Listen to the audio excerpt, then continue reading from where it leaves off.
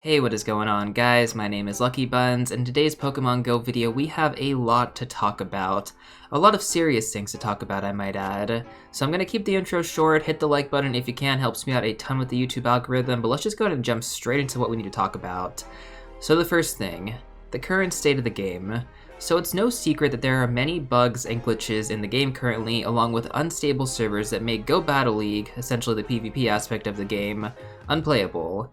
Well, update 0.211 essentially broke the game even further. You're gonna deal with more lag, more hanging, more freezing, as you guys can see on screen right now, going over all of the introduced bugs here. You also have slower encounters, you're unable to skip the reward screen after raids.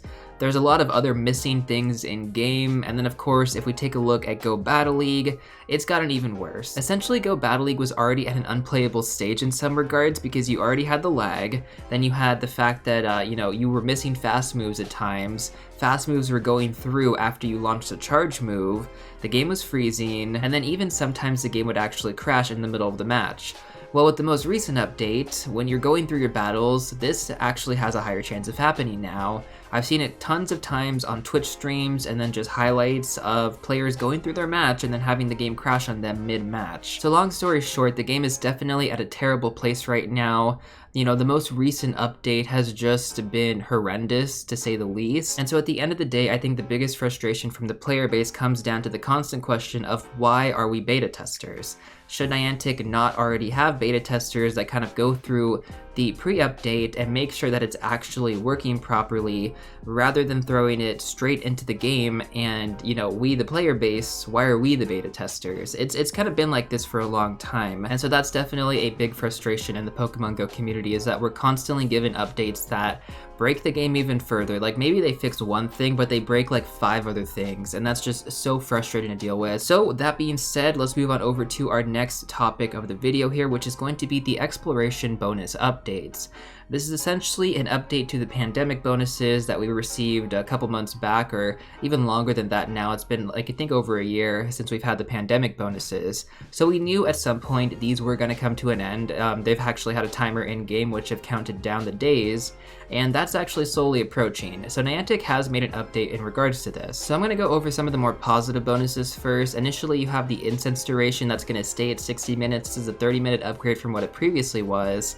The walking requirement for Go Battle League is going to stay eliminated. In order to battle with remote friends, that's going to stay at good friends, opposed to it previously being an ultra friends. Really healthy changes for PvP, just overall.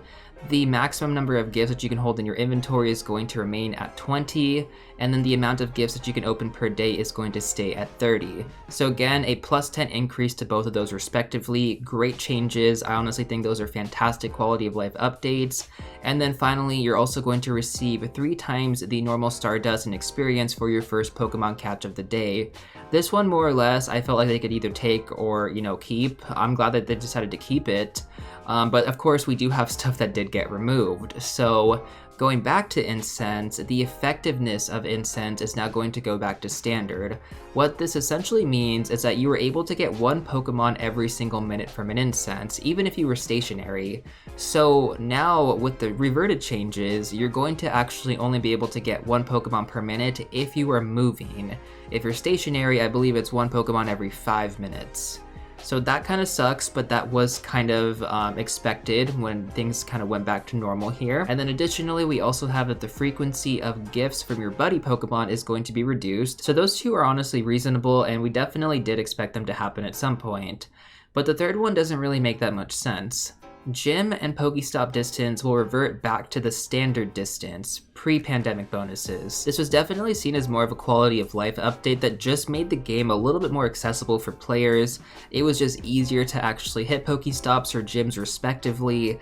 There was definitely a decrease in trespassing, I can guarantee that. For example, if there was a gym that was on church ground, for example, you could probably hit that gym on the street corner. You didn't actually have to go into the church parking lot or anything like that. You didn't have to trespass, you didn't have to invade anybody's private property. You were able to hit these Pokestops or gyms from a decent distance away. So overall, this was just an amazing update, and to take that away, doesn't really affect Niantic in the slightest. I don't even think it really affects the game integrity for that matter, and essentially many players feel the same way about this. In fact, you know, a ton of top players and creators have been making posts to Niantic to reconsider this change, this one specifically, and there's even a petition with over 60,000 signatures currently at the time of filming this video asking to revert these changes specifically, or at least not get rid of these bonuses. So again, the first two, totally fine, understandable, they're reasonable. The third one, reducing the distance for gyms and PokeStops, just makes zero logical sense. Of course, I'd love to hear your thoughts in the comments section down below, but when it comes down to Niantic, they've stayed completely silent on this matter. Regardless how much the Pokemon Go player base is communicating to Niantic, I mean, literally, you could not go on any part of Pokemon Go Twitter and not see somebody talking about this right now. But hey, let's keep remote raids, right? Let's keep remote raids because that's making us a ton of money. You can really see Niantic's incentives here. Anyways though, one thing I do want to point out that I didn't talk about initially is that these bonuses are going to initially launch in the US and New Zealand first. For those of you that live in other parts of the world, you're still going to retain all of these bonuses, but you won't get the new exploration bonuses. Only the people who are beta testing will get those bonuses. So I'm going to go over those real quick right now as well. So the new exploration bonuses is that you're actually going to get up to 2 free raid passes a day, which I think is fantastic. Like, as a free-to-play player, that is 60 raid passes a month.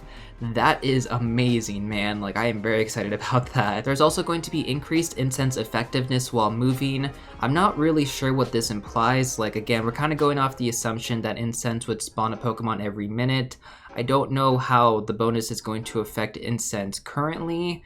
I mean, we have to wait and see on that one. There's going to be guaranteed gifts when spinning PokeStops, so that one's pretty nice. Again, that's a quality of life update that I really just wish was in the game, but I guess Niantic just views it as more of a bonus, more or less. And finally, we have the receive 10 times bonus experience from spinning a new PokeStop. So we've had this bonus come into Pokemon Go, I believe, 2 or 3 times now, and it's honestly amazing. And so these bonuses will be in effect until the Season of Discovery wraps up on September 1st, so we won't really have too much time. We'll essentially have about a month and a half with these bonuses, and again, this is only going to be live in the US and New Zealand. So again, if you guys live in other parts of the world, this isn't really going to affect you immediately. After September 1st, that's when we're going to see if Niantic decides to keep some of these, and most likely if they are going to revert the gym and PokeStop distance back to the standard. But given how much the Pokemon Go community has, you know, vocalized their concern regarding that specific bonus being removed, I think it's going to stay in game. Like, especially with the petition at over 60,000 signatures and most likely going to reach 100,000 signatures, the Pokemon Go community has definitely expressed their concerns about this one. With that being said though, of course, you're always going to have bad eggs in the mix when it comes down to relaying constructive feedback to Niantic, and again, this is definitely due in part to their lack of communication with the Pokemon Go player base.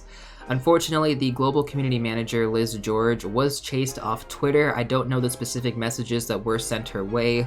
All I know is that at some point it became too much to handle and that she just completely left social media. Her Twitter has been deactivated, her Instagram's been deactivated, and again, it is just really unfortunate because Liz has definitely been more of a positive influence in the Pokemon Go community. So many trainers and creators have definitely spoke up and even started a hashtag love for Liz to show their respect to her, and then also just the employees of any company that, you know, tends to get the backlash of what the company decides to do, but, you know, again, it doesn't really fall on the employees at that point.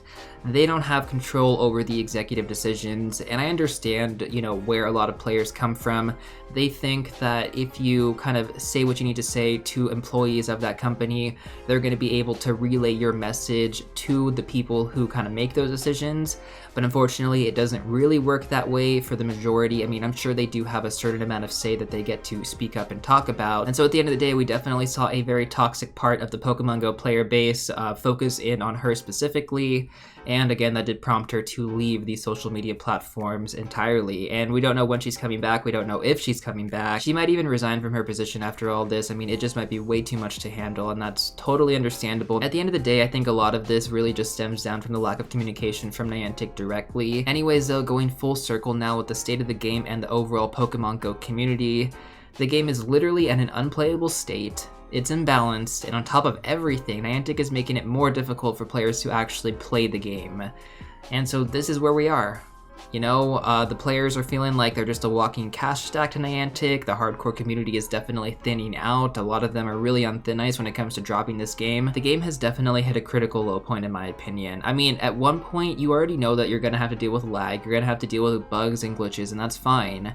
But when Niantic literally pushes updates that make the game so unplayable, I mean, what are you supposed to do at that point? You can't do anything, you just have to wait, and that's where we're at. Like, that is literally where we're at right now. So I get why the frustration's so high.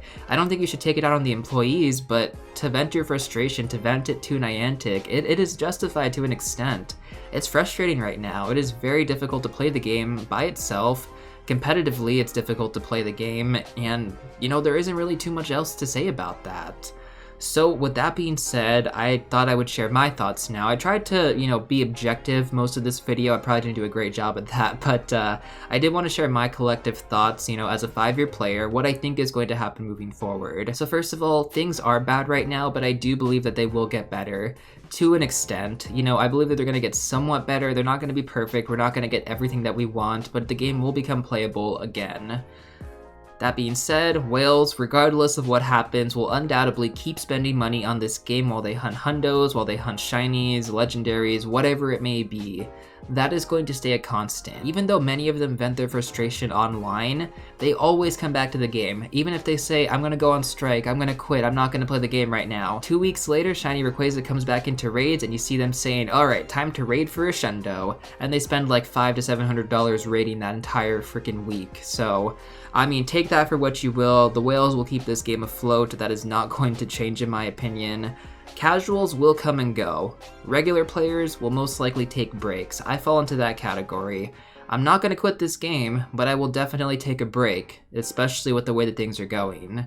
Niantic, unfortunately, will continue to push the limit of what's okay, get backlash, make a small change, and is ultimately forgiven. And this cycle will continue moving forward for probably the next few years. I don't expect it to change. I don't think you guys should expect them to change this cycle. It has been happening for quite some time, at least the past few years, and it's just how it works, man. It's just how it works, unfortunately. And so those are gonna be my thoughts when it comes down to the current state of the game. Of course, I would love to hear what you guys have to say. Maybe I ended up missing something.